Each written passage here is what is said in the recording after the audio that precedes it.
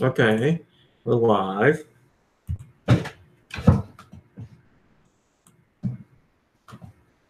Okay, that's good. That's good. All right, I think. Hurry up already! Yes, I'm going, Mario. The French. Good thing I checked that. Let me. Yes. Perhaps that was the most important. It was important. The microphone wasn't set up. All right, let's go. I don't remember. Heliolisk, I think it is. Can you look at it again? Yeah, sure. I'm not busy. Can you look at it again? Fatty? I had to stop myself. Heliolisk. 3, 2, 1. Go Nintendo Podcast. Webisode 695, the Heliolisk Podcast. Mom Ray, can you tell us about Heliolisk, please? Ooh. I feel like Lou would like this one. I don't know why. Just looking at Only it if looks there's like something. pornographic images of it Well, on the I'm internet. sure there are because it has a very long tail. That's pretty much a guarantee. And a very big mouth. Top hat, long tail.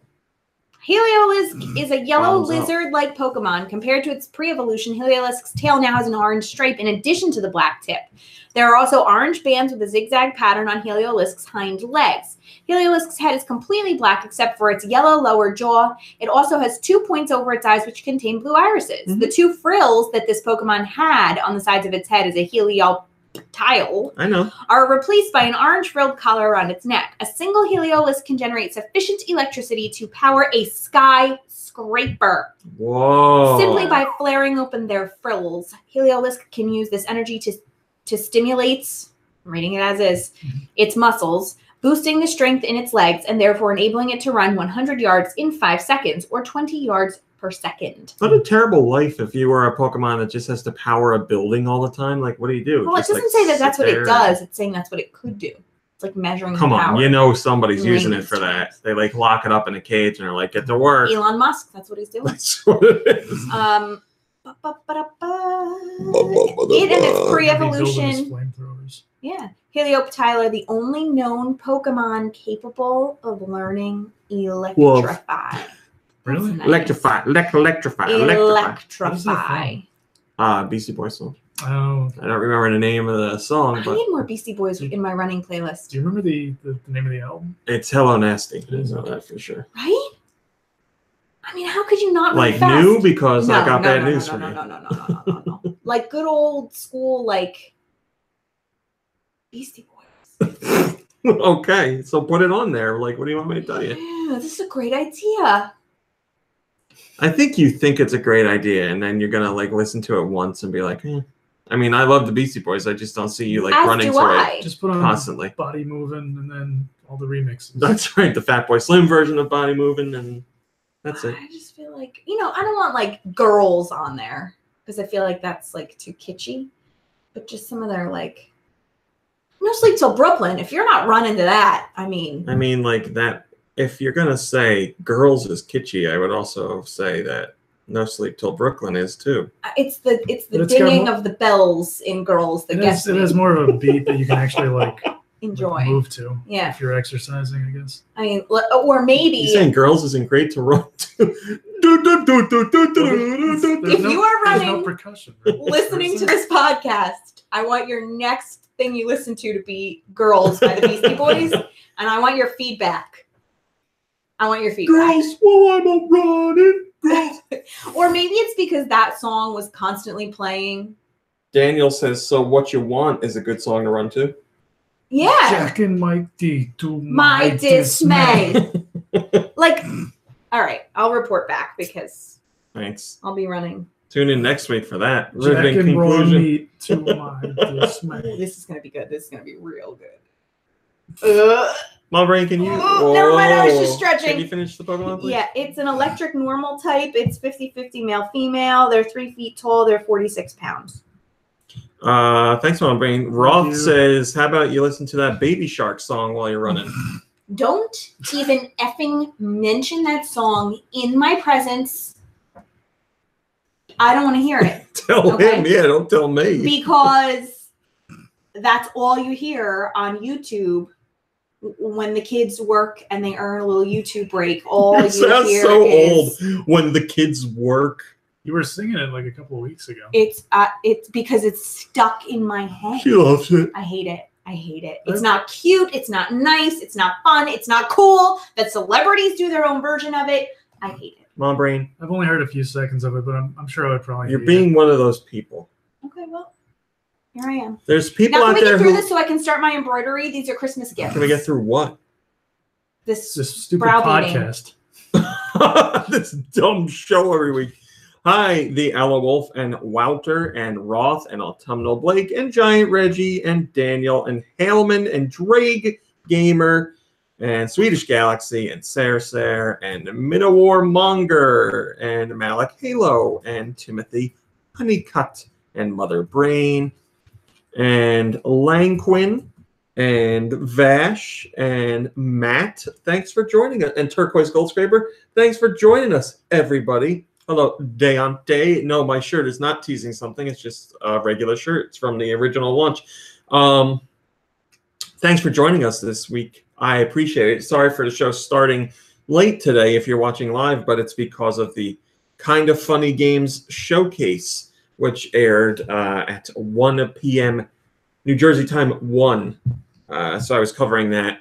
And it was, I think it was an hour long, and there were a lot of games in there, and the vast majority of them are coming to the Switch. So I was busy doing that, and then got the site back up to speed with all the regular news. Thank you, Matt. That's nice of you to say. But before we get into all the lovely news of the week, I have to tell you something as soon as I get it. This week's podcast is sponsored by Switchblades. Those things that we showed on the podcast a couple weeks ago. Switchblades are stylish rail. Yeah, it's not just stabbing people. Switchblades.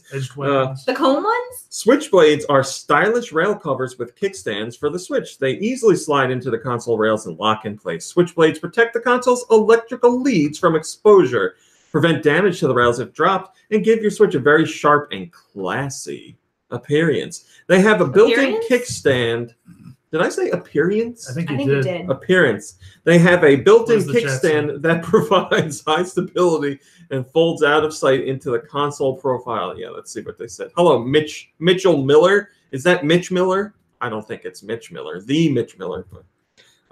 Did you know that there's 26 different options and over 4 different tiers made of wood, acrylic, and aluminum? I think this is a great idea. Aluminium.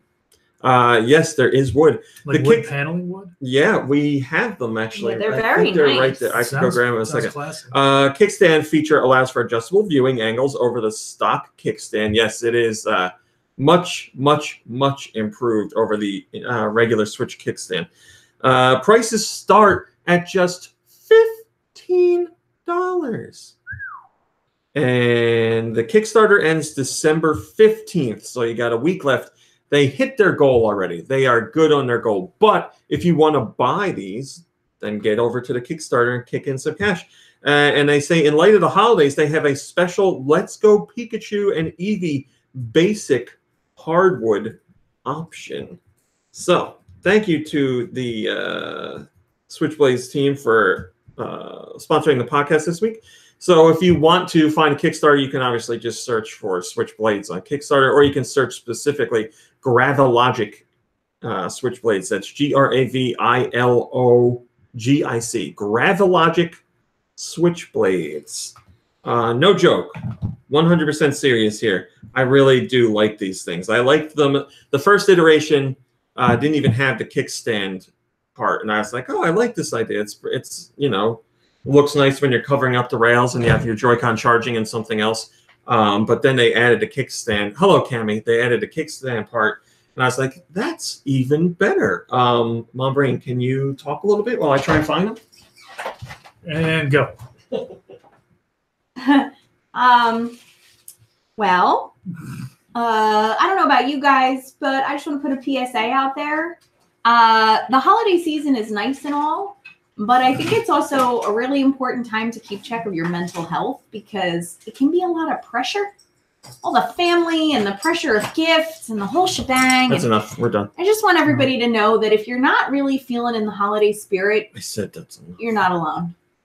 Or if you're feeling anxious or like just not looking forward to the holidays, don't feel bad. I say just, let it be. Thanks, Mom Brain. Thanks for that mental health break. I needed to hear that. These Yes, I hate it. These are. I kind of hate it too. Yeah. These are prototypes, so these aren't the finished design, but there they are. So you slide them onto your Switch, and then you can adjust your Switch to all different angles. Obviously, they don't stand on their own. But, Mom Brain, could you be dear and hold these up to the camera? Well, I'll do it.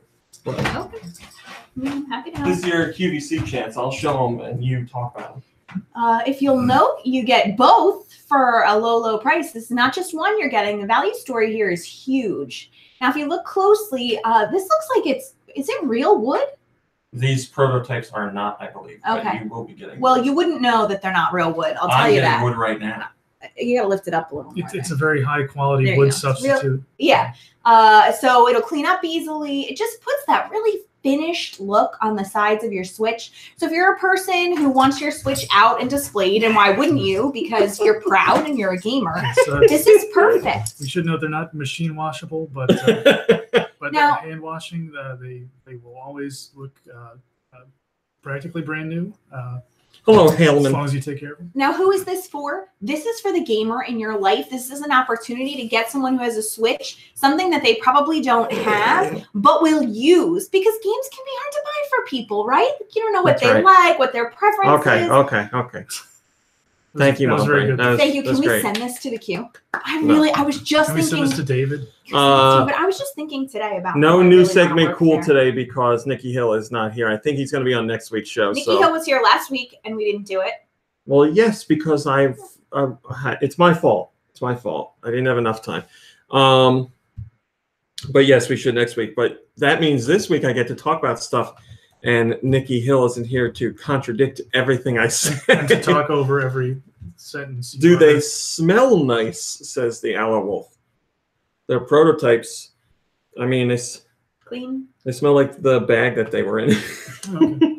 Not unpleasant They smell at nice all. and If velvety. you're very worried about the rail smell or the switchblade smell, then you don't have to worry anymore. Sirzer says, yes, smell is very important. And Mitchell Miller says they smell like a coffin. What does a Wood? coffin smell like before a body's I in there never or get after a close body's enough in to there? smell a coffin. I don't know. All right. Let's do some news. Let's go over the news this week. Eurogamer says that they believe Nintendo is keen on having a new Zelda title for Switch every year. This is Eurogamer's Tom Phillips, not the Tom Phillips that is on SmackDown as the announcer. That's his name, right? Tom Phillips. Yeah. Isn't that a music store too? Something? Dave Phillips. Dave Phillips Music. Brothers. And Sound. They're brothers. No, I am not tasting the Switchblades. Eurogamer's Tom Phillips says, as I understand it, Nintendo is keen to have a Zelda game launch on Switch every year. Now, obviously, that doesn't mean a mainline Zelda installment every year because Right. Nintendo doesn't do that. But spin-offs and other stuff like that. So if you look at it, that's been happening on Switch already. There was Breath of the Wild in 2017. Then 2018, we got Hyrule Warriors Definitive Edition. So that is also a Zelda title. So we're good for this year. And in 2019, I don't know. We'll have to wait and see if anything happens. But as of right now, we don't know about any Zelda games for the Switch in 2019. But just saved you from Ganon. but if one gets announced, then we'll see that maybe this is indeed true. But when you really look at it in the grand scheme of things, Nintendo likes to put out some sort of Zelda game every year if they can, a spin-off or a mainline entry.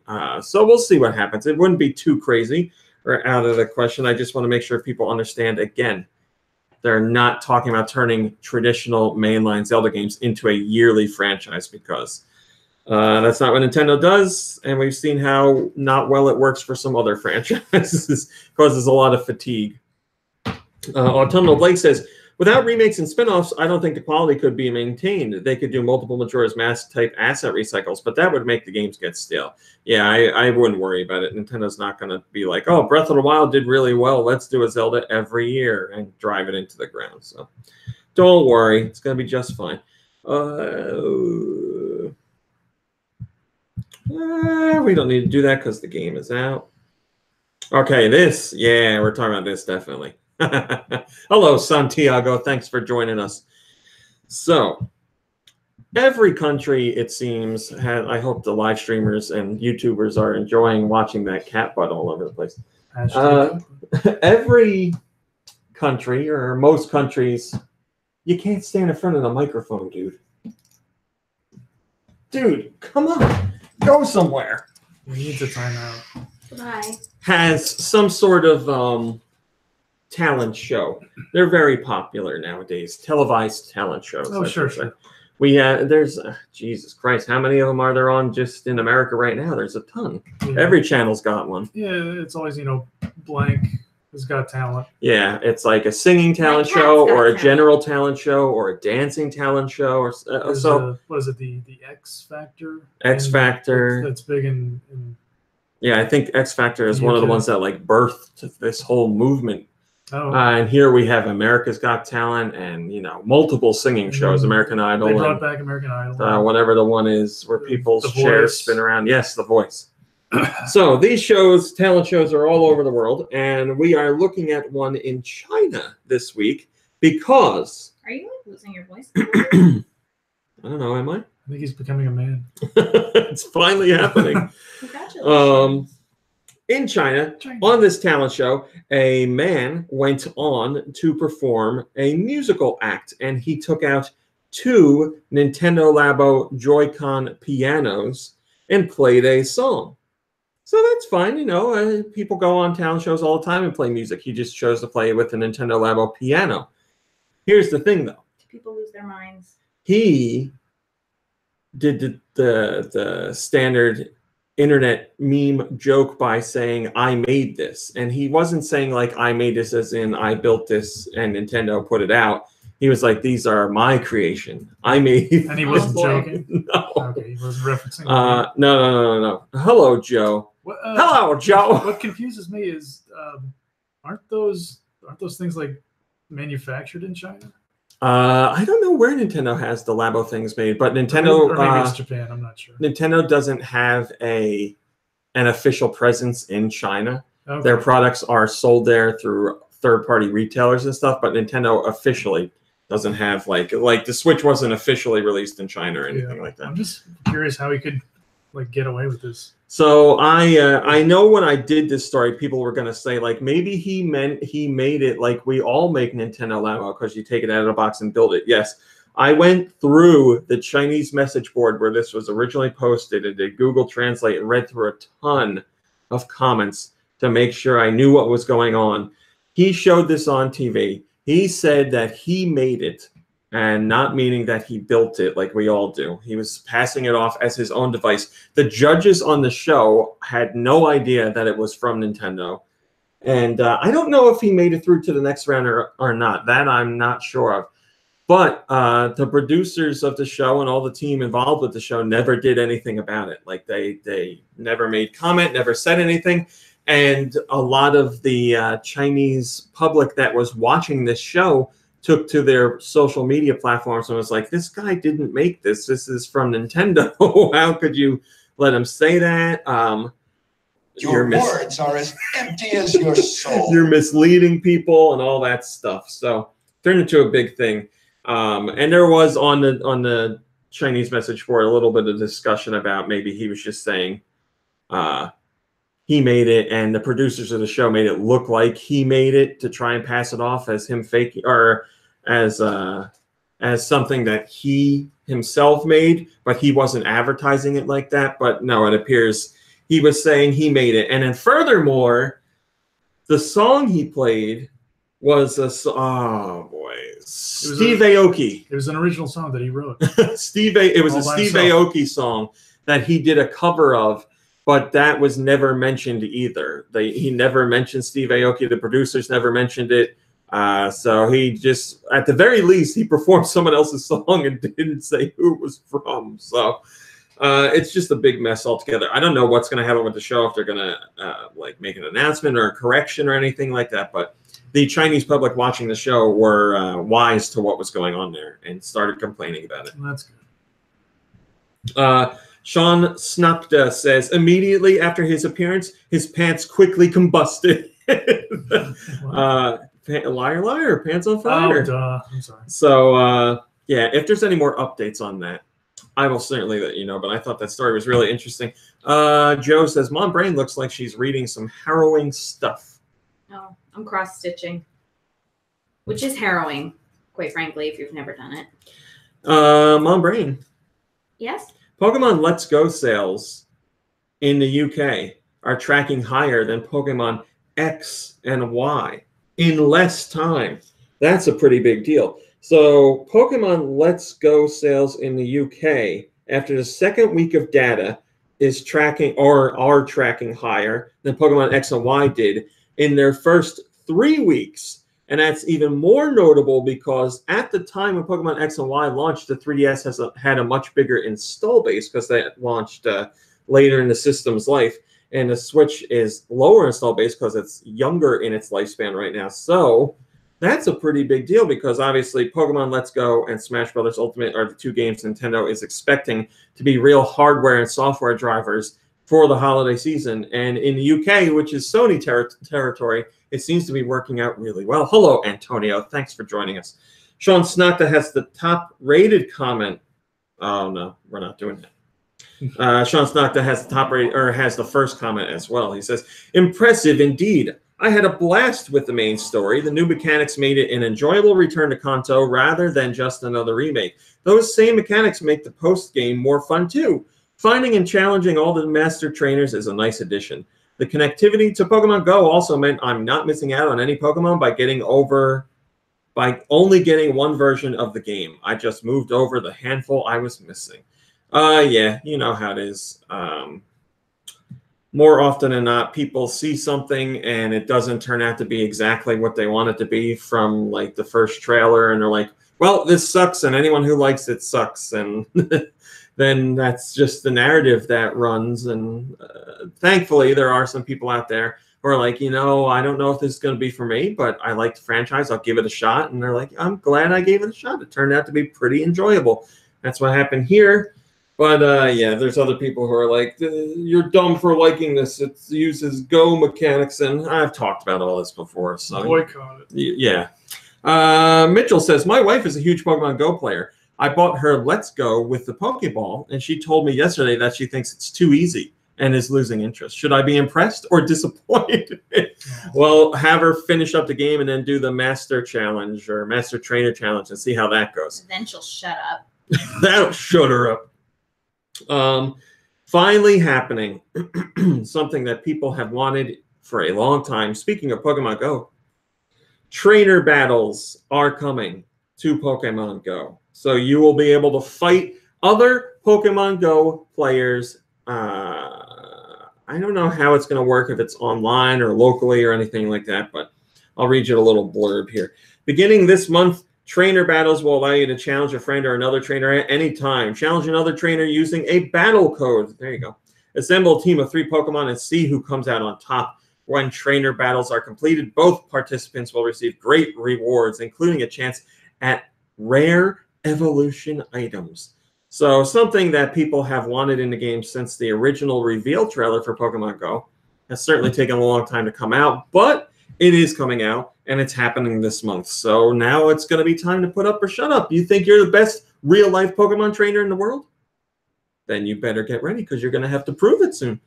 Rift Silver says, sigh. And here I thought Niantic would actually do something worthwhile with their battle system. Well, I'm sorry, guys. That was the first comment. I'm just reading it to you as it is. Wow, that's downer.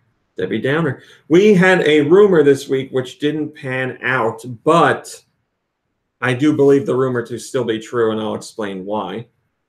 The original rumor was that the Metroid Prime trilogy was going to get a re-release on the Switch, and it was going to be revealed at the Game Awards this year. Well, it wasn't revealed at the Game Awards, but when I did a video about this, I made a very specific point that I'll make again here. Just because it wasn't revealed at the Game Awards doesn't mean that the rumor was false. Hello, Who's Mav? We had the situation back at E3 2018 where New Super Mario Bros. U was rumored for a Switch port, and the rumor was we would find out about it at E3. Well, part of that turned out to be true, and part of that was false. We didn't find out about it at E3, but we did find out that the port was happening. We now know that New Super Mario Bros. U Deluxe is coming to the Switch in January. So the important part of the rumor panned out. It just wasn't announced when we expected it to be. And I believe that to be the case with the Metroid Prime trilogy. I've heard from people I certainly believe and trust, without naming names, that this is definitely happening. So the Metroid Prime trilogy is going to come to Switch. And again, it only makes sense for that to happen because Metroid Prime 4 is coming to the Switch.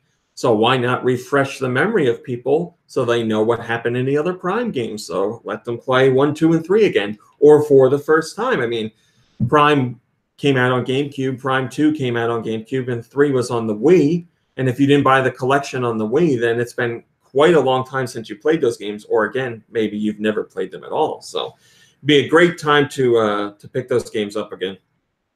So again, it's still a rumor, not officially confirmed.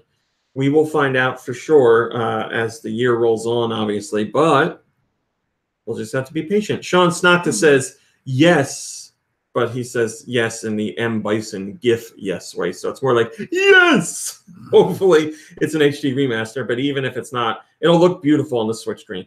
It's working! I hear it is some sort of HD remaster, maybe something along the lines of what happened with Twilight Princess on the Wii U, something like that. That's my understanding. We shall see, my friends. But I'm telling you, I'm putting my personal stamp of approval on this rumor. I believe it to be true. Pokemon Go crossed $80 million in revenue in November 2018 alone, and that's up 150% year over year. Once again, plenty of people out there think that Pokemon Go is dead, and it couldn't be further from the truth. It's doing fantastically well. It grossed an estimated $80 million globally in November. That's 150% increase year over year. Japan led spending with 37% of the total, or about $30 million. Players in the United States contributed an estimated $25 million, roughly 32%. Year over year spending grew more considerably in the U.S. than Japan, at 200. So we're spending more and moving less. 232%. What do you mean moving less? Because we're playing less than. We're less playing less. She's saying we're more sedentary. Than Japan, right? We're playing it less, which means we're moving less. No, Japan spent more money than we did. Oh, never mind. Japan spent $29 million. We spent $25 million. But our spending compared to Japan's spending has gone up, even though it's a lesser amount than Japan. Got it. And Japanese revenue did grow, but at 139%. So we went up 232%. They went up 139%. That's year over year. Really well so far. Is it? Oh yeah. I don't think that's true. I think I made my. What are you making? One of those hand turkeys? You should make it say Mama's Family. That's what the text reminds me of. Mega say no fat chicks. What's it going to say? Feminist. What are you doing with it? Wearing it? It's going to be like a necklace? No, it's going to be a Christmas gift for someone. Hood ornament? Oh. Well, now I know who it's going to be for. Autumnal Blake says, but the game is dead. /S. /S means sarcasm. How do you explain that to me? Yes, anytime you see /S, it means they were being sarcastic, and they are ending the sarcasm. Yeah, I'm glad somebody finally got around to doing that, because it's really hard to figure out if people are being sarcastic on the internet. Yeah, for sure. And it's been going on for a long time. I've talked about whenever I send emails to PR people and stuff like that. There's things that I need to say that are factual about GoNintendo and stuff like that. But I don't want to say it and sound like an asshole or like I'm boasting or something. And I always add a line where I'm like, there's no way for me to say this without me coming across like a jerk. So I hope you know, it's the lack of inflection and me feeling. But my website was featured in Uproxx. But my website has lots of readers. So many readers you wouldn't believe it. Well, what would you know? A lot of people are saying how many readers I have. I got like the most in like the whole wide world. Hashtag humble brag. People say that's what I should do from now on. Just add that in there. As people say, all the people are talking about how many readers I have. You wouldn't believe it. No, it's stuff like where sometimes when you ask for a review copy, they need evidence that people are actually going to your site. Sure. So you have to go into detail about that stuff, and it always makes me feel gross, but you have to do it because they ask. Well, I mean, it's sort of like proving, your education when somebody asks. It's like, who asks that? Nobody asks that. Oh, no. I was just reading that whole thing on Reddit about how people just lie about their college everything. And they get away with it? Yeah, and then there was a whole thread about like people have been working for like 30 years, and they're like, I lied about this college thing a million years ago, and nothing ever happened. Apparently the big key that all people agreed on was just name a college that's in a completely different country, and nobody ever checked. They don't ask for like no, like your diploma. Or no, when you're filling out your whatever. I've always been asked for transcripts, and they just put that stuff on there. If it's out of country, then they just don't bother. Oh, okay. We're not telling you to do that. I'm not endorsing any of that. I'm just telling you what I read. If you're in school, stay in school. If you're going to school, congratulations. Well, I'm talking about college. I mean, everybody's got to go to regular school, so that sucks. Elementary school. Mom Brain knows how much that sucks. Boy, don't it. The Switch Online NES game collection is growing. On December 12th, there will be new games. And I have to say, this collection of games, there's 3 games, is probably the best 3 that we've seen added to the service so far. That's my opinion. One of the games being added is the ultimate classic, Ninja Gaiden. If you've never played Ninja Gaiden, this will be your chance to play it if you're part of the Switch Online service. Hello, FNAF. Good to see you. Also being added is Wario's Woods, a puzzle game that I didn't come to appreciate until many, many years later, but it is a fantastic puzzle experience if you've never played it. And then also another fantastic puzzle game that was a series on the NES, and I wish they would bring it back. The Adventures of Lolo is coming to the Switch NES Online collection. 3 great games, really. I definitely mean it. If you haven't played any of those, certainly check them all out. You get some hardcore action with Ninja Gaiden and some, well, Wario's Woods is just traditional puzzling, but Adventures of Lolo is like, it's basically Zelda, but every room is a puzzle.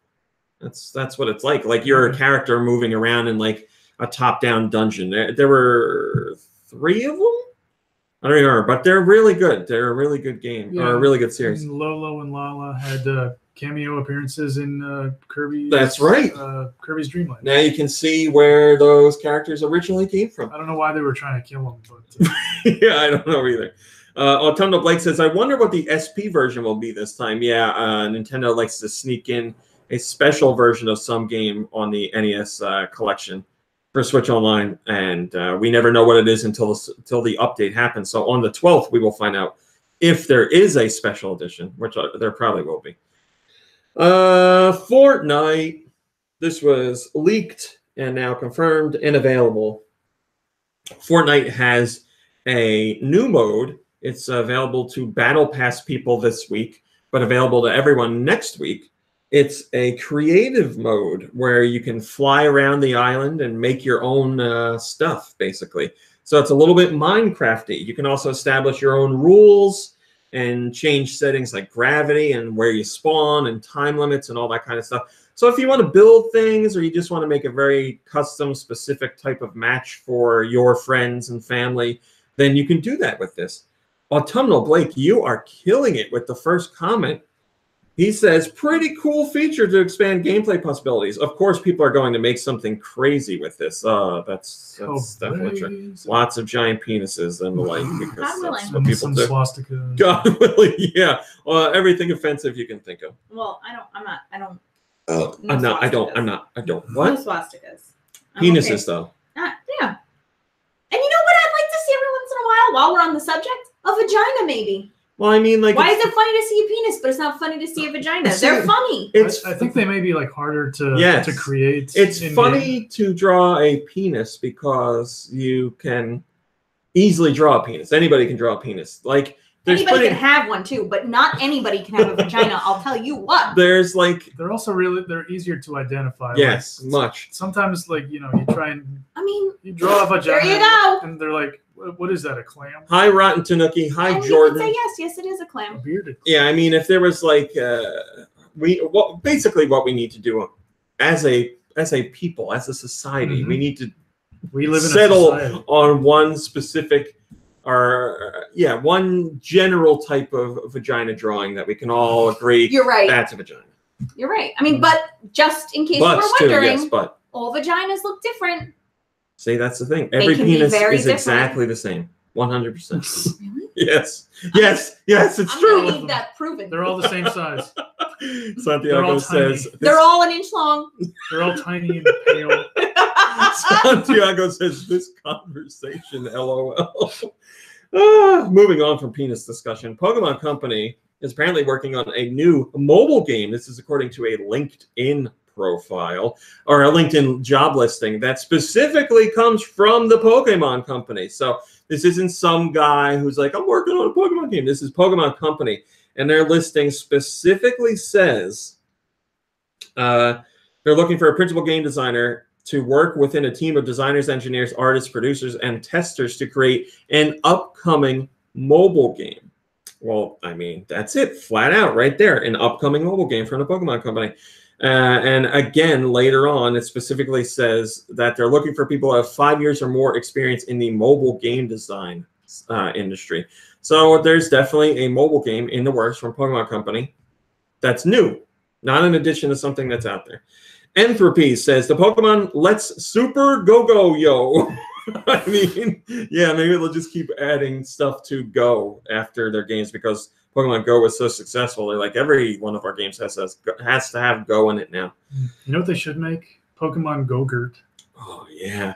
Where like it's like bright yellow. Go-Gurt tube has artwork of the Pokemon, and where you cut it open is the Pokemon's butt. Yeah.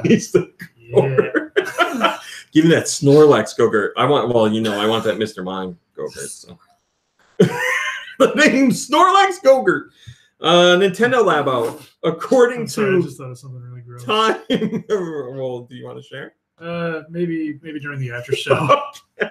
Nintendo Labo, according to Time magazine, is one of 2018's best inventions.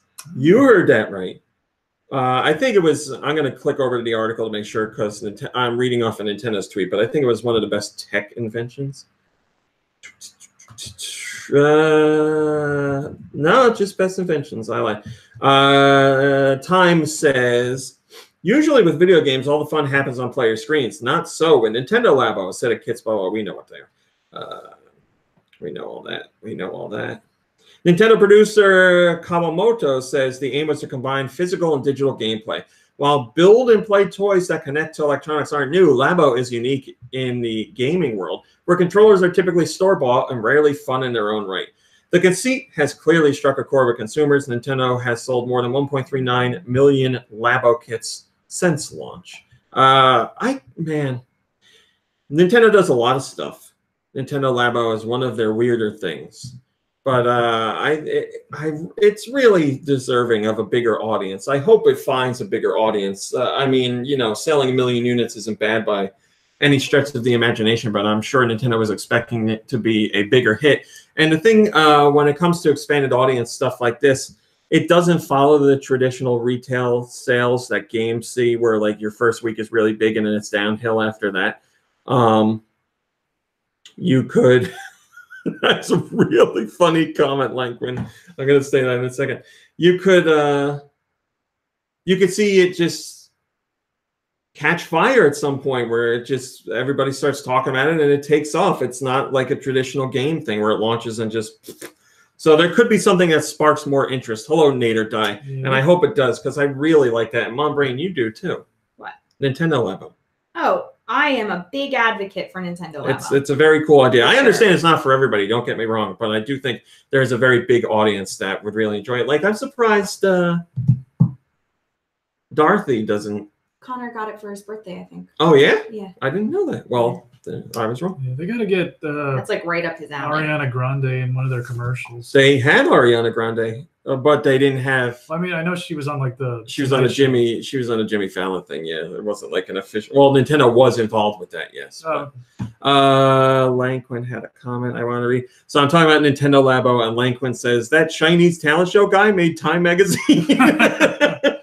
That is a great comment. Fly from the inside. Thanks for joining us. Casey has a top-rated comment. Casey says, wow, that random Chinese guy must be so proud. You guys are good. You guys are good. Only 2 days and his product's already getting name-checked in Time magazine. You guys are funny. That's funny stuff. So Fortnite Season 7 has launched. It's holiday themed. What does it add that's new? It adds zip lines. It also adds the new Frosty Flights location. There's Stormwing planes that you can ride on as well. A whole bunch of new areas to venture to and secrets to uncover. And you can get all the patch notes and all that jazz if you want. But yes, Season 7 has officially launched. I have not tried it out yet. Hello, Steister. Thanks for joining us. Your mom's a big fan, right? My mom? Yeah. Huge fan, yes. Of the new, with the snow and the whatnot? She plays everything right away. Yes, she's a big Fortnite fan. Autumnal Blake says, to anyone still playing the game, I hope you enjoy this new stuff.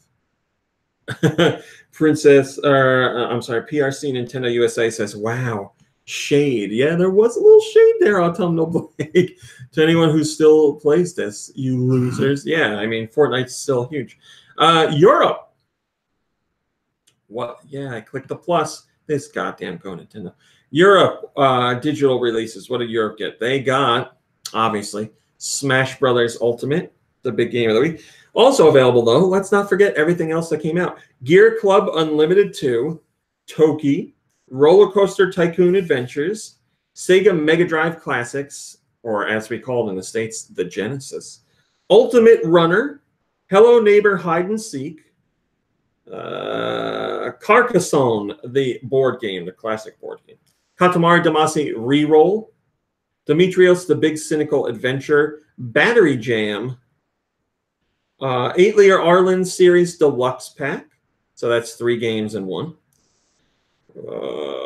Monster Boy in the Cursed Kingdom, Energy Cycle Edge, Son of a Witch, Twinkle Star Sprites, the Neo Geo game, Double Dragon 2, The Revenge, that's the arcade version, Conduct Together, Beholder Complete Edition, oh boy, Ivanich versus Eared Beast, I don't know what that is, Johnny Turbo's Arcade Wizard Fire, Long Story, Valor Verstand, whatever that is, Santa Tracker, you heard that right, Santa Tracker. It's not a game, it's an app for your Switch that lets you track Santa. Nice. Quarantine Circular, Katamari Damacy Reroll Demo, Xenon Valkyrie Demo, 3DS got Yokai Watch 3.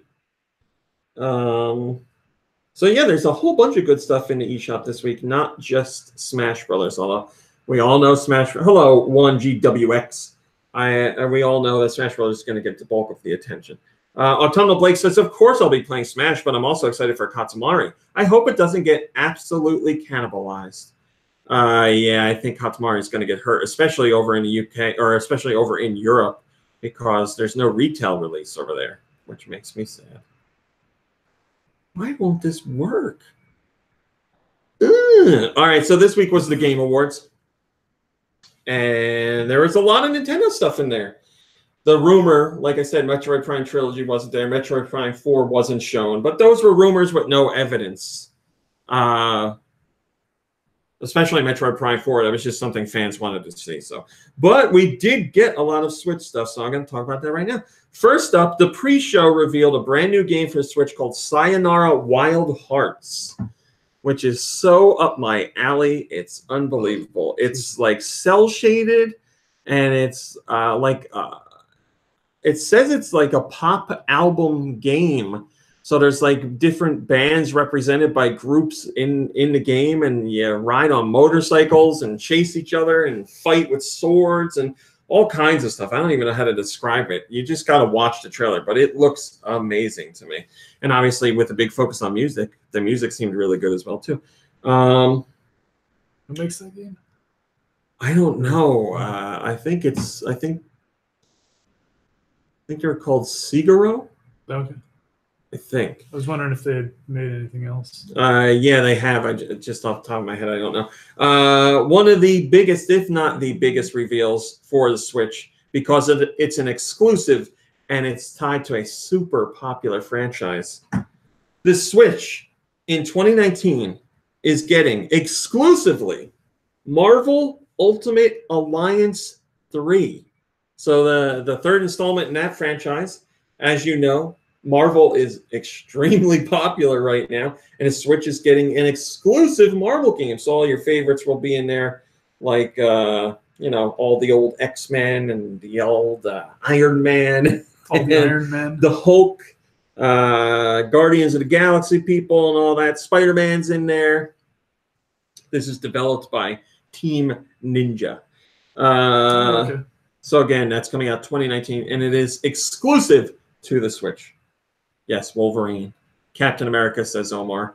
I just decided last night that I am making it my mission to catch up on all the Marvel movies before Endgame comes out. Okay, yeah, I still have to watch Hi, Rachel. Infinity War. I think it might be coming to Netflix soon. But I want to say I've watched maybe more than half of the Marvel movies at this point. The only one I saw was Doctor Strange, which I really liked, but Doctor Strange was great. It was a lot of fun. Rocket League got the McLaren 570S car pack DLC. One game that was rumored and ended up being true was the Crash Team Racing remake. This is called Crash Team Racing Nitro Fueled, and it is coming to the Switch. But they did that slimy thing that happens where they started the trailer by showing PS4's logo. Mm-hmm. And they showed the whole trailer, and then it had a PS4 thing at the end. And I was like, oh, only PS4. And then a few minutes later, we found out, no, it's coming to Switch as well. So. You fucking sneaky bastard. Also announced for Switch was Stranger Things 3, The Game. So this is a sequel to the first mobile game for Stranger Things, which I played and was very enjoyable. That was an 8-bit style game. This is a 16-bit style game coming to the Switch, and it focuses on events that happen in Stranger Things 2 and 3. So you're going to get some details about 3 through the game. Another big reveal for the Switch, Mortal Kombat 11 is coming to the platform. We got this was not just the reveal of a Switch version. This was the reveal of the game in general. So Mortal Kombat 11 is a thing, and it's coming to the Switch. And not surprisingly, the trailer is very graphic. I actually just watched the trailer yesterday. My parents were here when the Game Awards were on, and I was watching because I had to cover it. And my dad's watching the Mortal Kombat trailer, and he's like, "It's so violent." And I was like, "It's Mortal Kombat." Is he familiar with? Yes, okay. He's familiar with it. He took me to see the Mortal Kombat movie. Well, I mean, is he familiar with like the game? Oh yeah. Because the movie was like, there was no blood. Yes, there's a PG-13 movie. Yeah, he is familiar with the franchise. Okay. Hello, Mikkel. He's seen like the finishing moves, the hearts get ripped out of. Yeah, I mean, he remembers it because of all the discussion in Congress and everything like that when they were complaining about it. Yeah. And also Nintendo revealed that Joker from Persona 5 is going to be a playable character in Smash Bros. Ultimate. And that has led into the rumor that Persona 5 is coming to the Switch, which, would make perfect sense. And we have a little comment from Reggie on that later on in the show. Obviously, Reggie didn't say, yeah, it's happening. You figured us out. But his comment's interesting. We'll leave it at that. No, that's way too long. This comment's so long. Entropy says, I have been saying there will be an Iwata assist. What am I reading here? Yeah, all right. That's what his comment is. Entropy says, I have been saying there will be an Iwata assist trophy. Just a hunch, though. Well, if there is, it wasn't announced at the Game Awards. I guess maybe you were thinking that would happen. I don't know. You just said that they didn't. That there was stuff that they didn't announce, and that yeah, but I don't think Nintendo's one that would make an Iwata assist trophy for Smash Brothers. Like, they just don't do that stuff. No. They pay tribute to their employees in like not so in very subtle ways, not in not obvious ways. Where they never mention them again. Yeah, that's it. Once and done. We did all that. We did all that. We did all that. I mentioned the rumor of Persona, which we'll get to later. Warframe on the Switch has hit 1 million downloads. So congratulations to Switch owners for checking that game out. Following the successful launch of the free-play hit Warframe on Switch, Digital Extremes revealed today that more than 1 million players have downloaded it. Switch version launched on November 20th. Oh my God, November 20th it launched and we're already at 1 million downloads. Good for you guys. I am included in that 1 million downloads. I hope you are enjoying it if you downloaded it. I'm going to talk about it later. T-Dude73 says, Digital Extremes and Panic Button truly deserve 1 million accolades. Bringing this free-to-play title to the Switch, Warframe is evidently the truth. Yeah, it's very true. They did an excellent job with it. Here's something even crazier. Amazon has their best-selling video game products list that runs all year long. You can always drop in and see what's going on, see what's at #1, and make your way down through the list. Well, in just one day, well, technically not one day, we're talking about pre-orders and launch day, Smash Brothers Ultimate has already taken the #1 spot for all of 2018. So for the entire video game industry, when it comes to Amazon.com, the best-selling video game product is now Smash Brothers Ultimate. Shillelagh says that's a very ominous sign. Ultimate sales incoming. Yeah, I mean, for it to be able to hit #1 on its launch day, that is insane. Mr. Sakurai, speaking of Smash Brothers, he also worked on Kid Icarus Uprising for the 3DS, which I believe you played, Kirby. I did. I liked that game a lot. And I played, and I liked it as well. But there are people who complain about the controls, which I think is warranted. The controls are not the best, I would say. Yeah, the one thing I really didn't like doing in that game was like platform jumping. Yeah, yeah. Which there wasn't a lot of, but it was kind of annoying. There were definitely some control quirks, and that led a lot of people to wishing they would port the game to another platform or support the Circle Pad Pro, which came out for the 3DS, but it didn't do. The port didn't happen, and Circle Pad Pro support wasn't there. And Sakurai has explained why. It's because I keep getting death threats. He said, I only found out that the Circle Pad Pro was going to be coming out when it was announced to the public by Nintendo. I wanted to make the game support this properly if I could, but this was impossible due to performance-related reasons. As a game in general, it's rich in content and enjoyable, and people have even asked for a modern port. However, I don't think this will be possible. And that's all he says. He doesn't say why it wouldn't be possible. I can't imagine why it wouldn't be possible. Maybe he just thinks it's so, like, it was so. He calls the project one of the most difficult he's ever worked on. So perhaps he's like, please don't make me go back into this. Was Kid Icarus just not like a big seller? No, it sold well. It's just, yeah, I guess the project was very trying for him because it was in development before the 3DS came out. And he said tools and all that stuff for 3DS development got much better as time went on, but they were locked into stuff that they had been working on for a couple of years already. So it was either like, well, scrap the game completely and start fresh, which Nintendo wasn't going to let happen, or continue with what they had built. So as far as a port goes, I imagine he's just thinking it's such a mess of like code and headaches that it would be a nightmare for somebody to go back into. It's just not worth it. Yeah. Shillelagh says, he quotes the part about Circle Pad Pro and says, way to keep your staff informed. And if Sakurai didn't know, then you can imagine most others didn't either. The 3DS should have a second analog stick built in right from the beginning and not just the nub that came later. It would have expanded its range of possible titles considerably. Maybe. I mean, that's something we'll never know. And I would prefer a traditional analog stick over the nub. That's definitely true. But It's not like the 3DS was hurting for games. Finally, like I said, Joker was announced for Smash Brothers Ultimate. He's the first DLC or Challengers DLC pack. We don't have a release date for it yet, but I didn't think we'd be finding out the first one so soon. But that's what Nintendo did at the Game Awards. So Reggie Fils-Aimé was talking to IGN about that, and he says that that reveal is emblematic of the approach that Sakurai and the team are taking with DLC. He wants characters that are unique, different, to bring them into the Smash Brothers environment. So it's going to be tremendously exciting.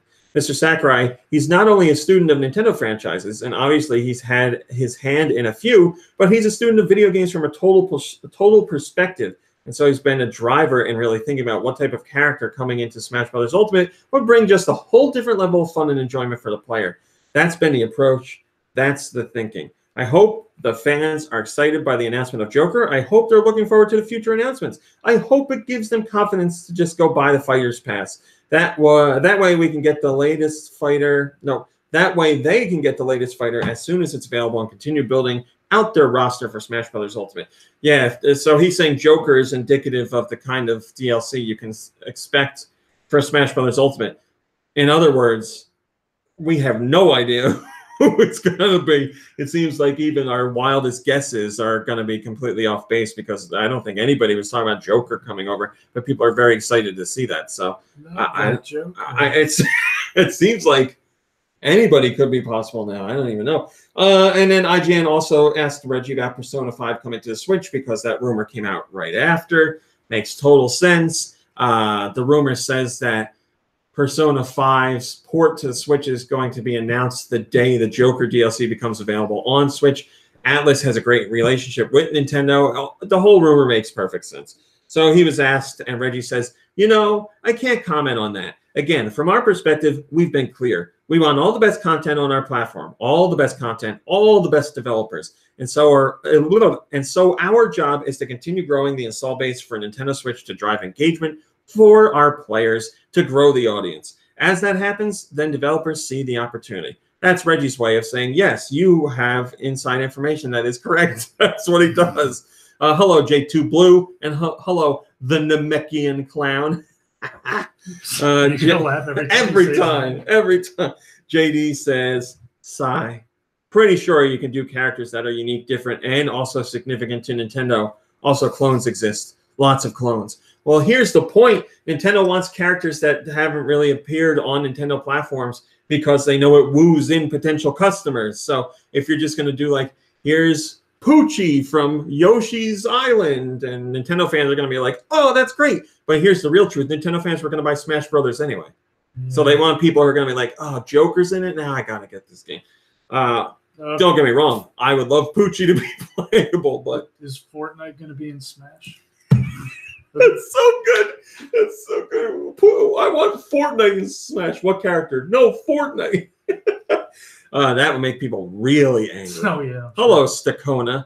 No, not Poochie from The Simpsons. Although, I mean, after Joker was announced, anybody's possible. So I mean, I'd love to have both Poochies. Why not? Why not both Poochies?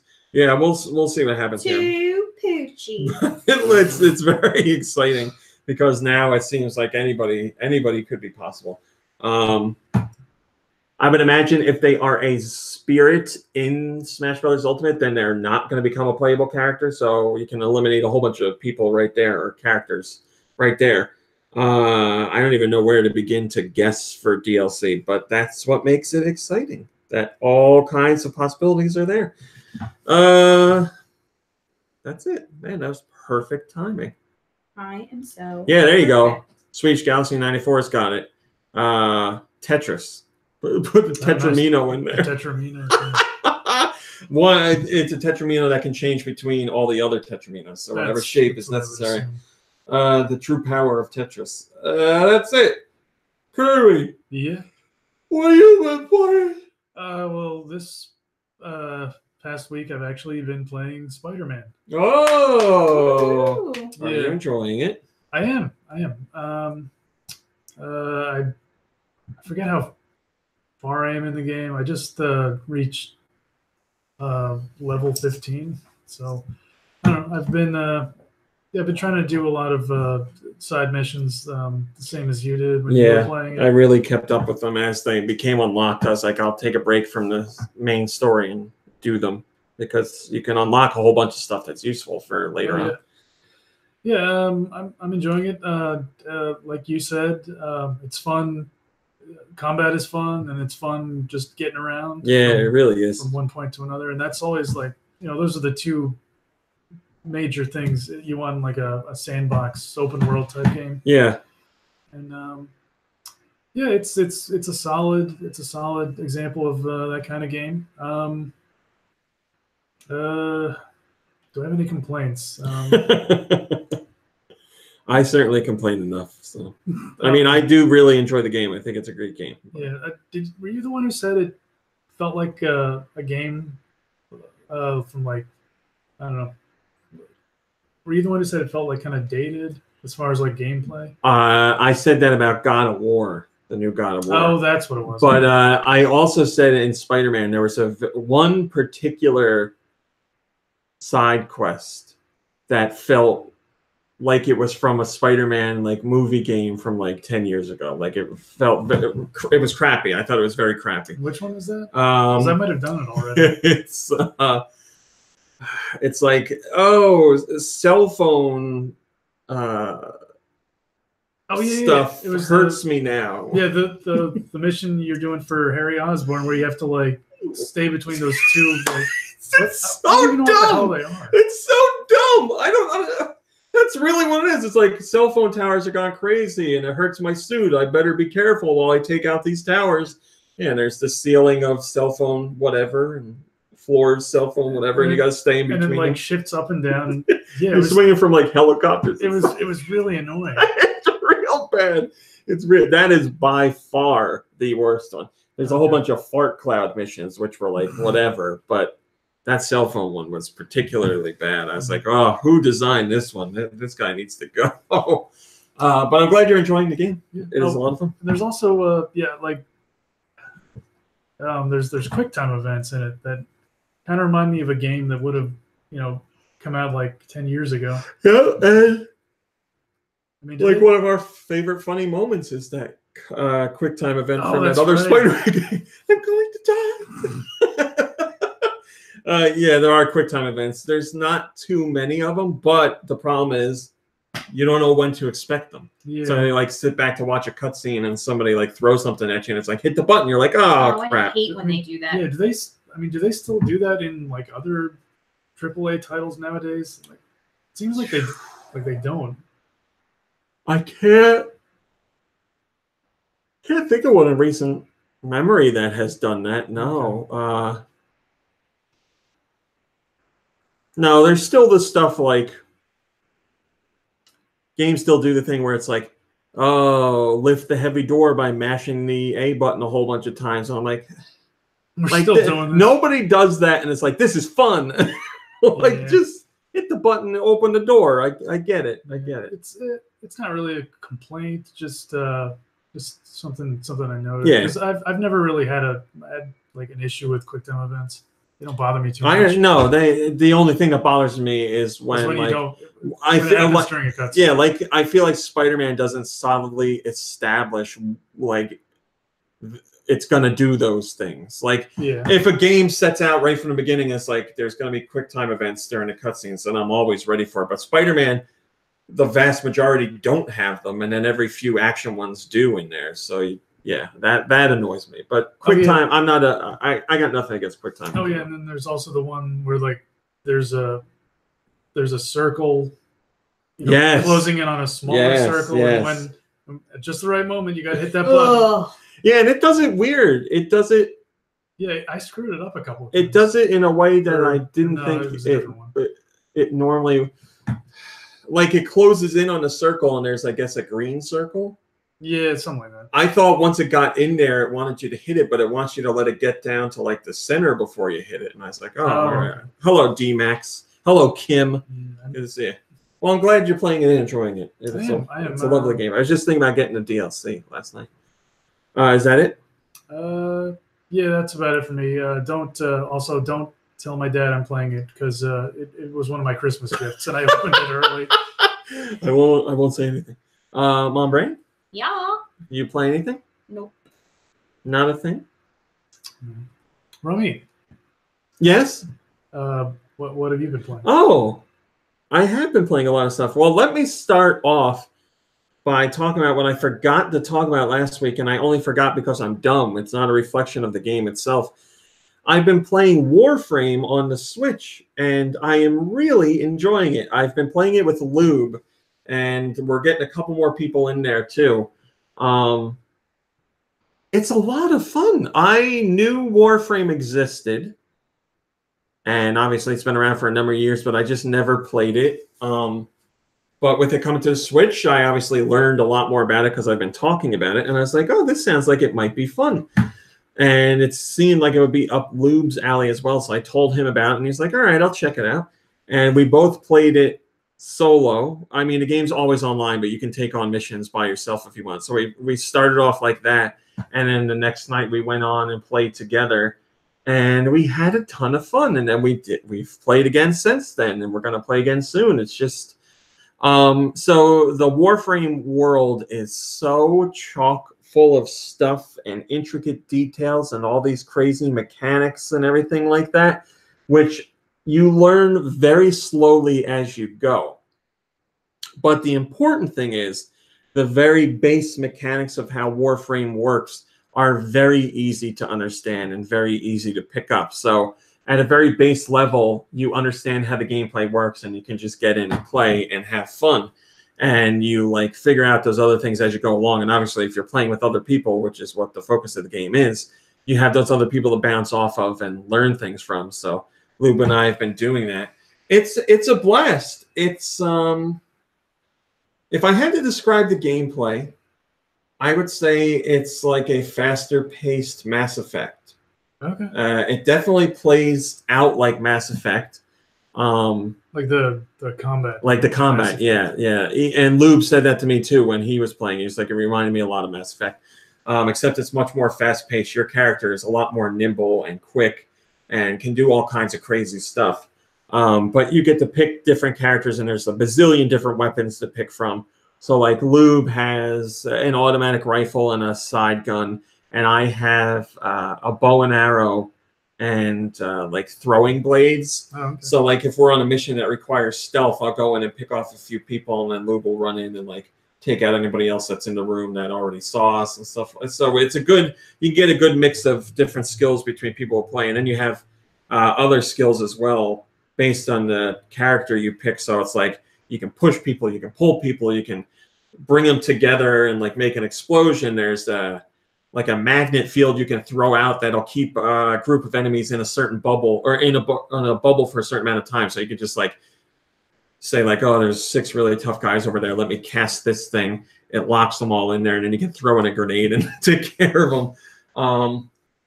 And then there's like there's regular like story missions, like go into this facility and retrieve this thing and go get back to your ship. Then there's open world missions or open level missions where you just go to this big open environment and wander around and check things out on your own. Then there's what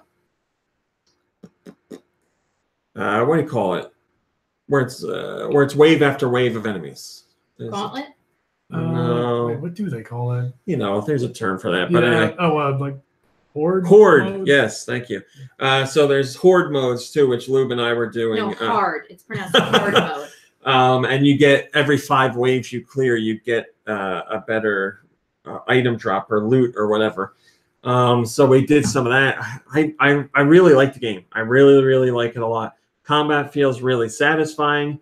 The maneuvers your character can do are a lot of fun because, like I said, you're very quick. Even your walking speed is ridiculously quick.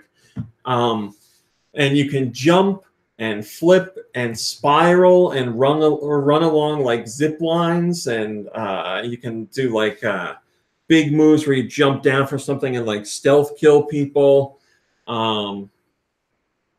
There's just so like there's so much to the game, and obviously the best part of all of it, it's free. You never have to spend a penny if you don't want to. Hello. Oh boy. Tony, I'll just say Tony. Kaname or Kaname. I'm going to guess it's Kaname. Tony Kaname Kurin. Yeah, I am so happy I checked out the game and got Lube in on it because we're really enjoying it. It's a blast. It's definitely our type of game. So if you like Mass Effect, I would think you would like this. And obviously, this is a space opera as well. But as far as I know, there's obviously a very detailed story and all that. But as far as I know, there's no point where you go around and talk to people and make decisions or anything like that. It's just like, you know, do the missions and that's that. And the story plays out as you're going along. And you level up. And you upgrade everything. There's so much stuff. There's like, I know a tiny drop of what this game is all about, but what we're doing is a lot of fun. So if you haven't checked it out, like I said, it's free. Why not check it out? I really, really enjoyed it. Let me see. I played more Red Dead, and you made a point that I want to say about Red Dead. You were saying it's fun to get around in Spider-Man. Like it just feels good, and it just feels good. What's it like getting around in Red Dead Redemption? Red Dead, I don't know how to say this without sounding like a jerk, but I feel like Rockstar is like, Spider-Man is like, you get around how you want, zip through the city, fly around, run, take the train if you want. Yeah, to fast travel. And Rockstar is like, this is how you're going to do it because we know the best way for you to do it. So sometimes that means you have to keep pace with the character, which means all you do is hold the button and your character follows behind them and they walk a specific path and you have to stay with them and you can't go ahead of them. It won't let you go ahead of them. Too fast or can't too go slow. You can't do anything. Like if you try and get in front of them, you can't. Like I was doing a mission last night where you're walking along this canyon edge and you're sneaking up on these characters. And it was a really cool idea for a mission, but it starts out with you having to follow behind another person and you can't change it. You can't go ahead of them. You can't even like move a little bit off the path. You just have to hold the button, keep pace while they talk back and forth. And I'm like, oh God, why? Why can't I just want a little more freedom? Because once I got into the actual mission, it was fun. You're running through a river, you're sneaking up and stealth killing these people, then you're in a cannon and there's people shooting down from up top. It was a lot of fun, but getting to it, I was like, dear Lord, like I feel like Rockstar is like, we've created the perfect intro to this mission and this is how you have to start it off. And I'm just sitting there and I'm like, how much longer is this going to go on? Because the characters are just rambling on. And I'm like, they specifically added a cinematic button to the game. You touch the button and it gives you cinematic camera angles. And I feel they did that because you get tired of sitting there watching these people talk while you can't do anything other than hold the button and follow. So at least it'll make it look nice while you're doing it. But, I mean, the game itself, when you get into the gameplay, is fun. It is slow-paced. But I am having fun. I do like the moments where I'm out and about on my own, just, like, wandering around. When you're traveling to some missions, it takes a while to get there, and it can get a little boring, but the scenery looks nice. And sometimes you'll get, like, stopped by bad guys. They'll sneak up on you and, like, hijack you and stuff like that. So you never know what's around the corner, which keeps things interesting. But, yeah, I am having fun. I feel that it holds you back in a lot of ways, and it's annoying to me. And just the way your character controls, I do not like it. It's very slow. He's very sluggish. And, like, when you go into specific areas, the game decides you're not allowed to run anymore. And you have to either walk very slowly or walk slightly less slowly. Like when you're at your camp, you can't run through the camp, which is a sizable area. You have to walk everywhere. And if you hit the run button, he like doesn't run at all or even jog. It's like more of a saunter. And I'm like, oh, God, why? Who made the decision that I can't run through here? So that kind of stuff annoys me. Spent a lot of time on it and they want you to like there is. Well, they spent like how many 7 years. I think. But there is fun to be had, definitely, and it's a very pretty game. The music is lovely. I do like using my lasso more often to take care of bad guys. So, like, I was doing this mission where there's a stagecoach and you're robbing it, but it's got 3 guards on it. So I have to take care of the guards, and they want you to shoot the guards to get them off their backs of their horses while you're running.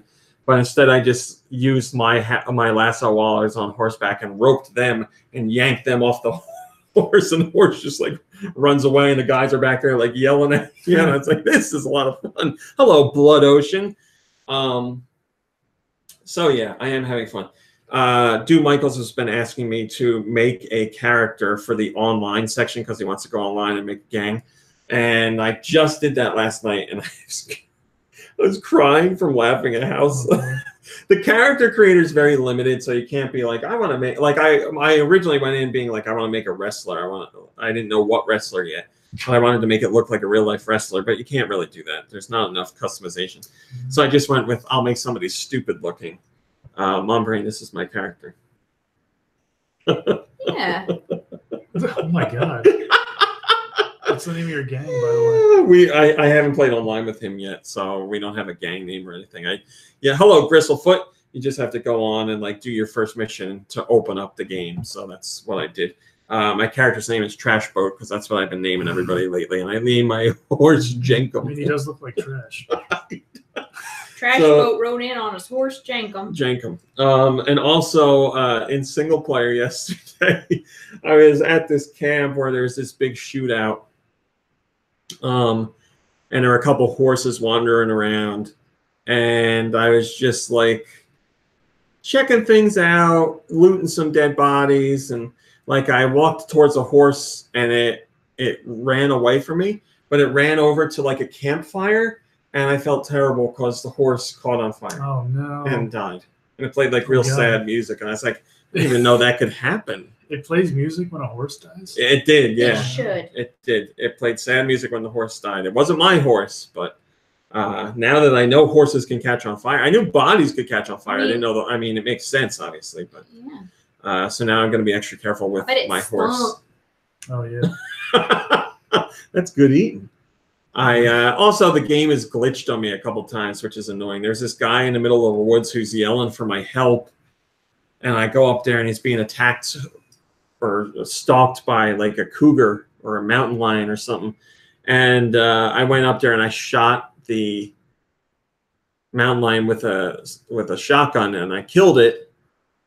And usually the guy's like, "Oh, thank you so much." And you usually go over to the person and talk to them, and they give you something or talk to you in some way.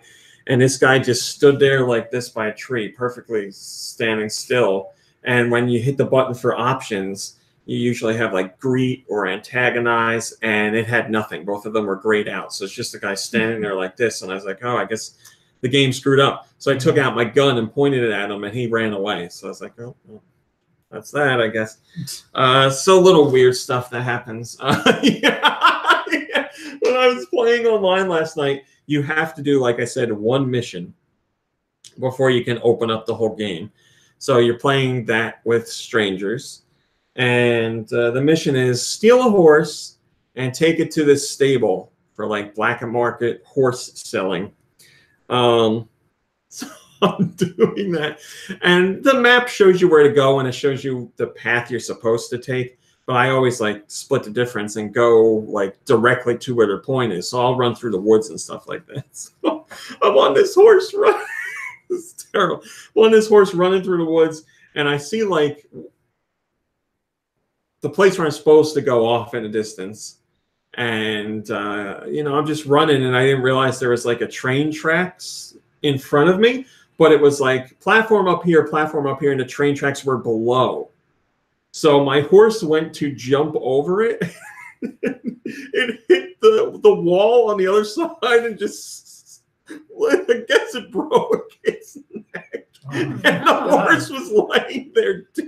Another dead horse. Just dead. And I went to go back. I went to go get back on the horse, and the guy was like, I don't think that one's running anymore. Did the music play again? No, it's sad music this time because I was being chased by bad guys.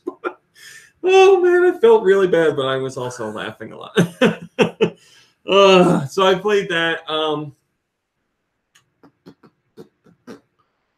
I played more Beat Saber, which we've talked about a lot. I don't need to talk more about that. I played more Tetris Effect just a little bit, and I've talked about that a lot already. And obviously, I played Smash Brothers finally. So I've been playing Smash Brothers Ultimate, unlocking characters, and man, I didn't think I never can't wait to see the graphics in the new Smash Brothers. But this one's really nice looking. It just feels like there's a nice improvement over the Wii U version.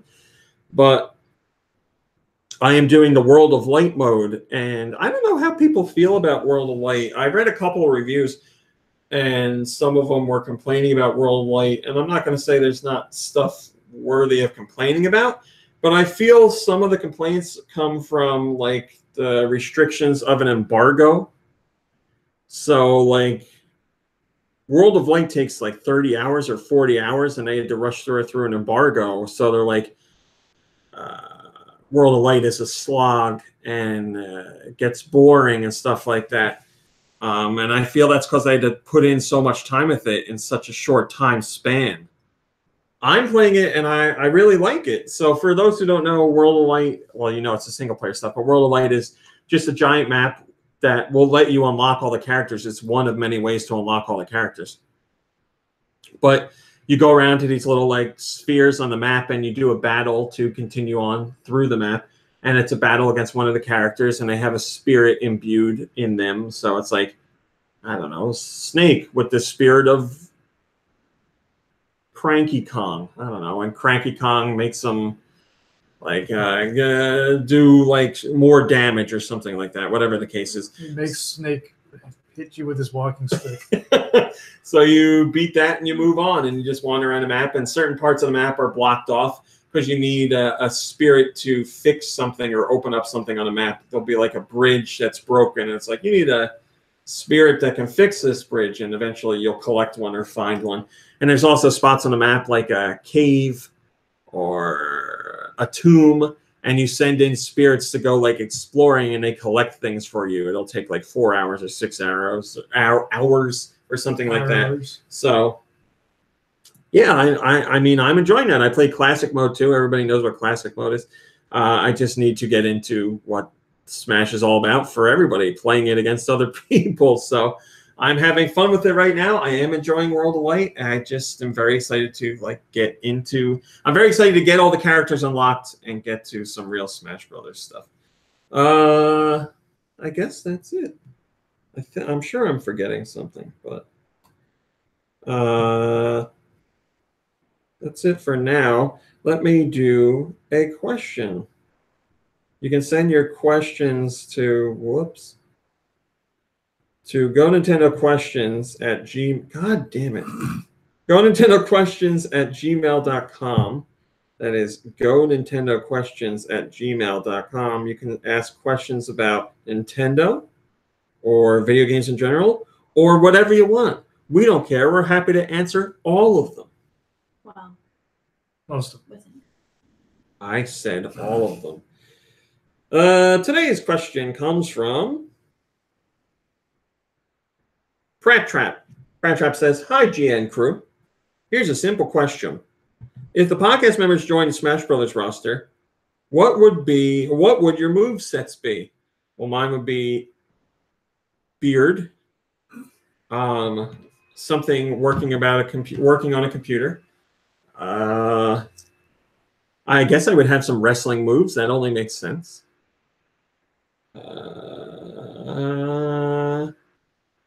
What else, Mombrey? There'd be some Play-Doh involved. Oh, yeah, Play-Doh. Definitely a Play-Doh attack, without a doubt. I do love Play-Doh. Mombrey and Kirby, any moves you would have on your in your repertoire? Mombrey would be... I'd give Teacher Glare would be one, and it would freeze my enemy. That's your taunt. What? Running? Knitting, I guess? Needles. Knitting needles. Abby with my knitting needles. People. Loud burp says autumnal break. I could lasso. Kombucha throw. Man, these people know you. And Kirby, you're already in the game, so it doesn't matter. Yeah, exactly. Which is fine because I don't have any ideas. Thank you for the question, Pratt Trap. We will do one more. Autumnal Blake says, what Joy-Con colors do you own, and what is your favorite color combination? If you could have any new color or pattern, what would you pick? So I have the grays, I have the red and blues, and that's it. That's all I got. I'm not too big in. I'm not like, oh, I want this color, I'm going to go out and buy it. I've never been like that. Like, I'll never forget when the GameCube came out. The guy, I pre-ordered one at GameStop, and when I went to the midnight launch, the guy was like, oh, I'm sorry, we don't have any more blacks left. We only have purple. And I was like, I don't care. That's fine. I was like, what? I want one that I want to play the games. I don't worry about the color of the system. So, what color combination would I want? I can't think of anything. I like.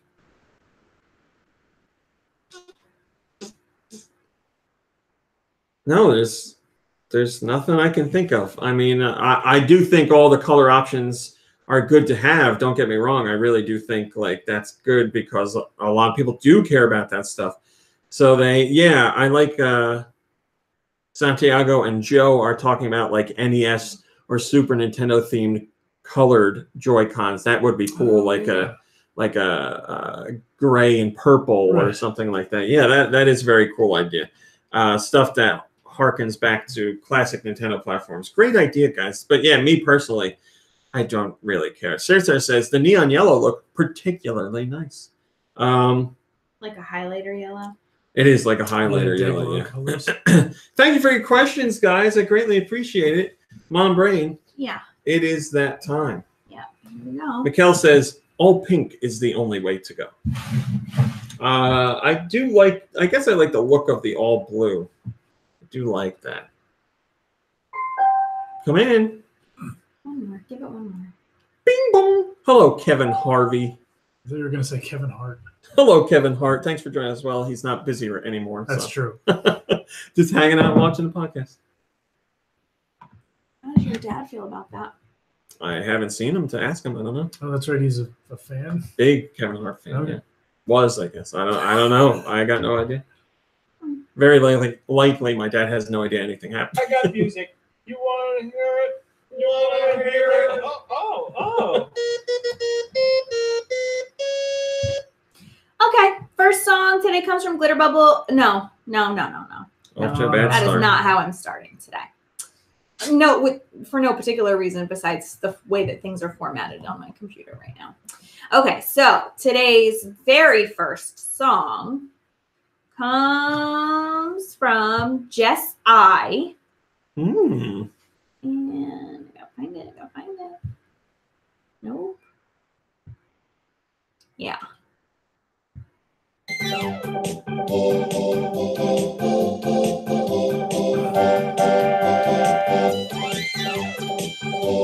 Is this Mario Kart? It is a Mario game. It is Mario. So Mario Party? Nope. It's not Kart? Nope. Mario's missing? Nope. What is this? 64? Yep. All right, golf. Nope. Did you say Mario Party already? Okay. That is not it. Paper Mario? Yep. Okay. I had to think of what else was on Paper there. Mario on the 64 from Jess I. This one comes from Nate or Die. Undertale. Yep. I know that right away. I don't remember the character's name, but I know who it is. It's the guy that's on TV. I just don't know. What's the name of the song? Death by Glamour. Yeah, well, somebody in the channel know that guy's name. Great soundtrack, man. I'd love to listen to a whole song, but we can't. That's a banger. Metaton. Thank you, Lanquin. That's a real banger. This one comes from Blood Ocean 07.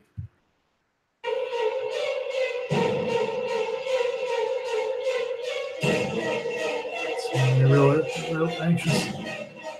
I feel like we're being chased by something. I also feel like I know it.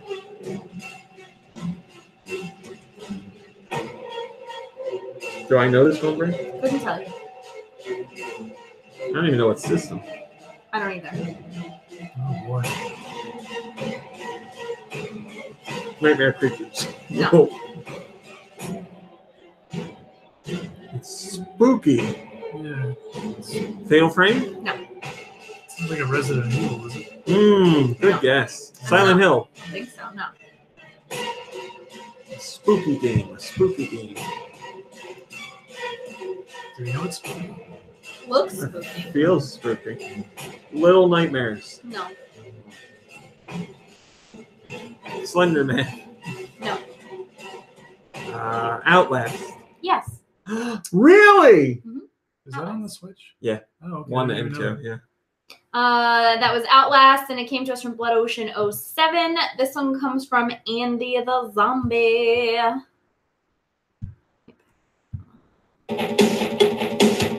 Hey, it's Battletoads and Double Dragon. Yep.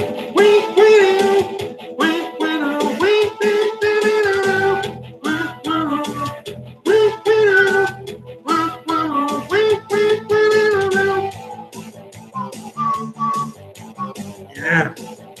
Man, I hope that new Battletoads game is good. Yeah, it's been too long since we had a good Battletoads game. All right, go ahead. That That's was my most anticipated game That next song is year. so rad. Battletoads and Double Dragon from Andy the Zombie. The ultimate team. I hope someone's keeping score. This one We comes haven't from got Jet one wrong Jaguar. yet. Focus all attacks. Dick Tracy? Nope. Oh, It's a good guess. it's definitely an NES game, right? Yeah. Mm-hmm. Is it licensed? Can you turn it up a little bit? I don't think it's licensed. Deja Vu? Roger Rabbit? No and no. Sounds like it might be Capcom. No. No, it might be. Jalico. Oh, God. Legit. Golgo 13. No. Did I do that? Uh, The Professional. no profession. This is like, yeah, come on. You're right. Like Dick Tracy, like a detective or like a police officer or something mystery. Nope. No? It's not anything mystery, no. Hogan's Alley? Nope. Is it sports related? Not really. Robo Baseball. River City Ransom? No. Or, I don't know. Go ahead. I'm sure, yeah. Pinball Quest. Oh, I I don't would even know not what that get is. it. It's like I said, is it sports related? And you were like, not really. You need It pinball. does have a It's a ball. sport if you're a loser. All right, I'm now this kidding. one comes from Glitter Bubble 3. I play the sport of pinball. Hey, it's Mickey's Magical Quest. Yeah. Or the Magical Quest starring Mickey Mouse. Yeah. A lot of nostalgia for the Yeah. music section this week.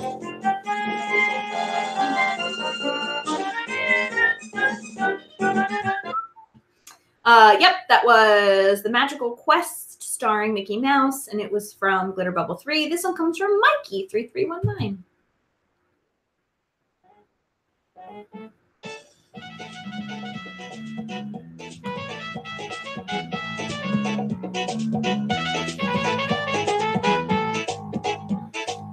Is this N64 or Super Nintendo?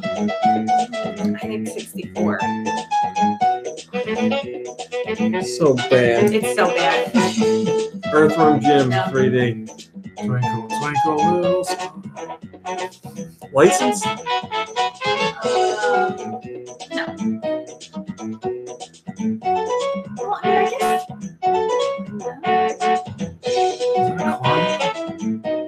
Is that a car form you said? It could very well It be. almost sounds like It it. could be. Beetle Adventure Racing. Nope.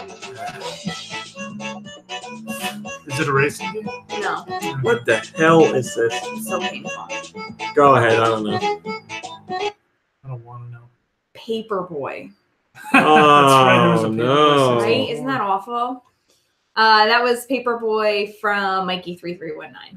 Here's one from Guy Bonds.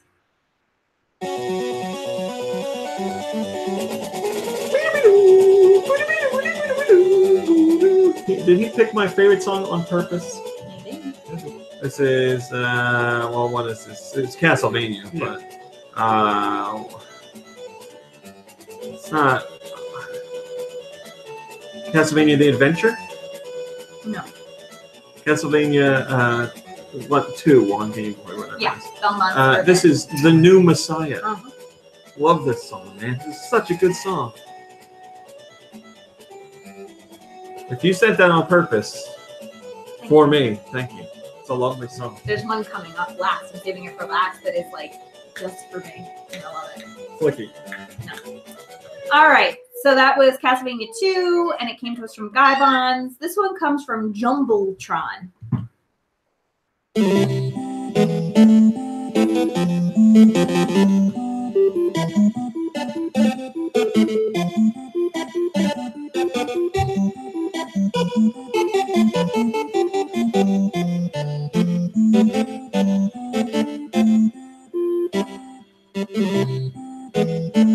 It could be Capcom.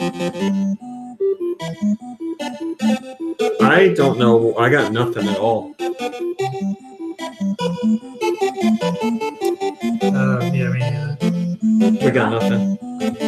Crystallis? Oh, I've always meant to play that, and On I the never NES. did. Yeah, it just came out on the Switch, too. Well done, Jumbotron. You stumped him. This song comes from Father Fatface. Wow. Is this your song? Not playing.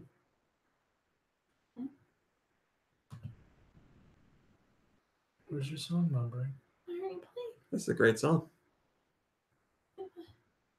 Boy, you build it up for last. It's my favorite.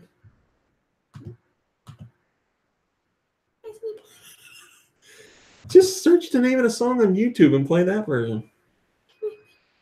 Boy, oh boy.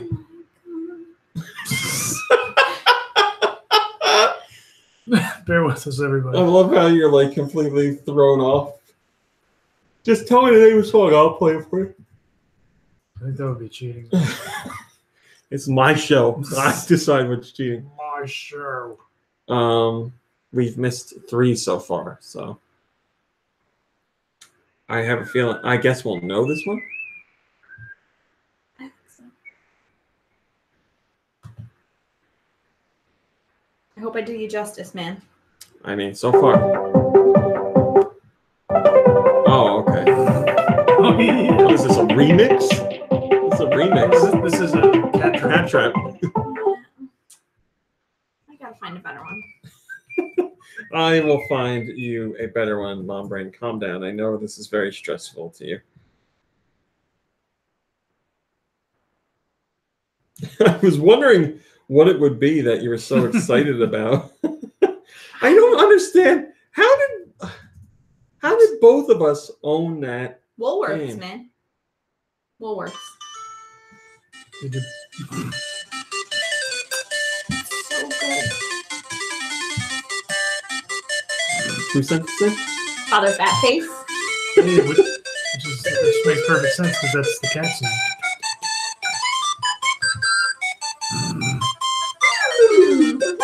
There you go. It's so good. I'm a Look, if cat, you've never I'm a played Cat Trap, I Do yourself a highly favor. recommend it. It's not a bad game. It No, is it's a great fun puzzle game. actually. And it was amazing because at the time, And it's spelled cat rap, one word. There's not 2 T's, there's just one. Cat trap. it let Cat you. Trap. It let you. This was on the Game Boy. It let you rewind your mistakes. Like you could rewind all your gameplay back to the rewind first sound movie. is so good. It might have been one of the first games to let you do that. That I can think of. Yeah, it's definitely the first one I played that had that mechanic in it. So 7 out of 10 is my understanding. I counted 3 wrong. So Not bad. yeah, we needed a comeback after last week where we didn't perform all that well. All right, guys, that's this week's show. Thanks Great for job. watching. Thanks for listening. We'll see you next week. Goodbye, everybody. Bye, everybody. Man, the show is so much. It goes so much smoother when Nikki Hills. Yeah, you noticed that too. I do love his unique offerings to the show. His unique styling. That's a very nice way to put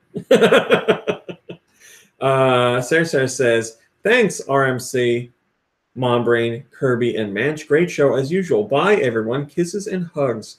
Steister says Nikki Hill is master level troll. Yes, yes, he is.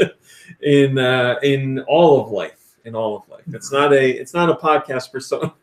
That's his thing. Oh yeah, here's a story for you. Here's a little after story. So this week on Thursday, this past week, Thursday, was HQ's Nintendo trivia game. Oh yeah, congratulations. Well, thank you. I had a lot of people texting me saying like, you better win. If you don't win, blah, blah, blah. I was like, man, the pressure's on. So I played and I won. Of course. Took the screenshot, put it on Twitter and Facebook. Nikki Hill calls me. Of course. And he's talking about the game, and he said what question he lost on. I was like, oh, well, you know, you got all the other ones. You just missed that one. And he goes, yeah, I know your secret. And I was like, what are you talking about? He goes, question 11. And I'm like, what about it? And he goes, you got it wrong. I saw that you got it wrong. And I was like, what are you talking about? And it's like, don't play dumb. I know you got it wrong. It told me you got it wrong. And then you used an extra life. And I was like, I didn't. I still have my extra life. I honestly don't know what you're talking about. And he goes, yeah, sure. Your secret's safe with me. Good night. And that was the end of the conversation. And I was like, I don't know if it said to him that I got one wrong and I didn't, or if he saw somebody else's icon, because I think my icon in his game should be Vince McMahon. That's what my icon is. But I don't know if something happened, but I didn't use an extra life. I still have my extra. Oh, I should have thought to show him that. What was question 11? Well, I mean, you shouldn't have to. There's my proof. I still have my extra life right here. We could earn one between, him. He'll say that. Oh, yes, I know. Who said something? What? Oh, what was question 11? Yeah. It was something like Donkey Kong's gameplay was inspired by this game or something like that. It's similar to this game. I don't even remember what the answer was, but well, of course you wouldn't remember because you cheated. I cheated, yes. So yeah, I was like, what a weird guy. Yeah. So Mombrain is right though. No matter what I say or do, he's gonna think that I used an extra life, which I mean doesn't matter anyway because I would have still won. But he just wants to be like, you don't know Nintendo. I mean, there's plenty of Nintendo things I don't know. I know the one he got out on, it was like, what does Nintendo mean in English? He got that one incorrect. Pocket monsters. Roughly, it means leave luck to heaven. Now you know. All right. Did any of you guys play HQ for the Nintendo trivia? Did you win? I won a grand total. It was like 52 cents or 57 cents. There were a lot of winners. There really weren't a lot of there really weren't difficult questions. If you're a Nintendo fan, it was easy stuff. So I thought, yeah, really, the only point in doing it was for bragging rights. That's right. Nikki Hill's gonna take that away from me. All right, that's the show. The question is, why would he want to take that away? He's Nikki Hill. He's very insecure about stuff like this. Thanks for watching. Thanks for listening. Have a great weekend. Play some games. Play some Smash Brothers. Hang out with friends and family. Relax. You deserve it. We'll see you next week. Goodbye, everybody. Goodbye.